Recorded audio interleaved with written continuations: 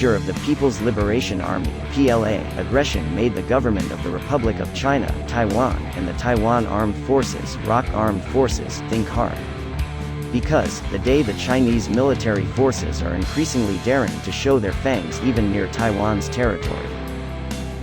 Reported in the news, Wednesday, September 23, 2020, the President of Taiwan, Tsai Ing-wen, visited Penghu Magong Air Force Base (ROCAF) to inspect the domestically produced fighter aircraft, the F-CK-1 Ching Kuo. Not only that, Tsai also kindled the flames of resistance to all ROCAF soldiers in line with China's increasing threat.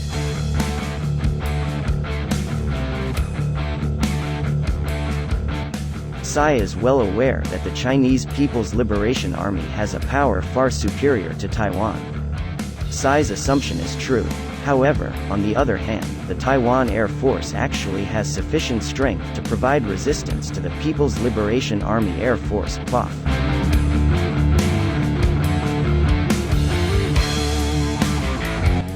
How could it not be? In the Flight Global data quoted by Viva Military, currently Taiwan has 232 units of F-16 Fighting Falcon fighter jets made in the United States, U.S. Meanwhile, in another report quoted from the Straits Times, Taiwan's F-16 fleet will still increase dramatically after the approval of the purchase of another 200 units from the U.S. in 2019. The Taiwanese government has poured funds of US $8 billion, or equivalent to Rp. 116.9 trillion, to buy 200 units of the latest F-16 fighter jets with various variants.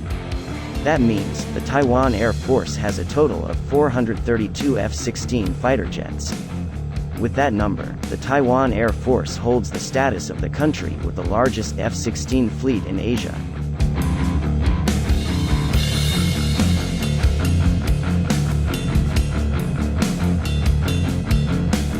Unfortunately, despite having hundreds of F-16 fighter jets, the Chinese Army often harassed them. How not? The Chinese Air Force planes, both reconnaissance and fighter types, often break into Taiwan's airspace illegally. The People's Liberation Army, which has continued to step up its preparations, this month reportedly deployed its fighter jets across the center line of the Taiwan Strait. The PLAAF planes provocatively moved near the Taiwanese-controlled Palayan in the South China Sea region. Last month, Taiwan's Ministry of Defense said in its report that the Chinese Air Force deliberately sent its warplanes to the center line of the Taiwan Strait. This was done to reduce the Taiwan Air Force's response time. China is trying to exhaust our air defenses. The movement of Chinese aircraft exerts enormous pressure and increases the burden on our response, read a statement from the Taiwan Defense Ministry.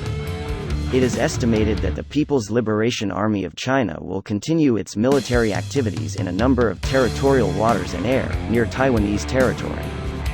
Forces under the command of General Li Zuochang are President Xi Jinping's main weapon, to smoothen his ambition to re-annex Taiwan within Chinese territory.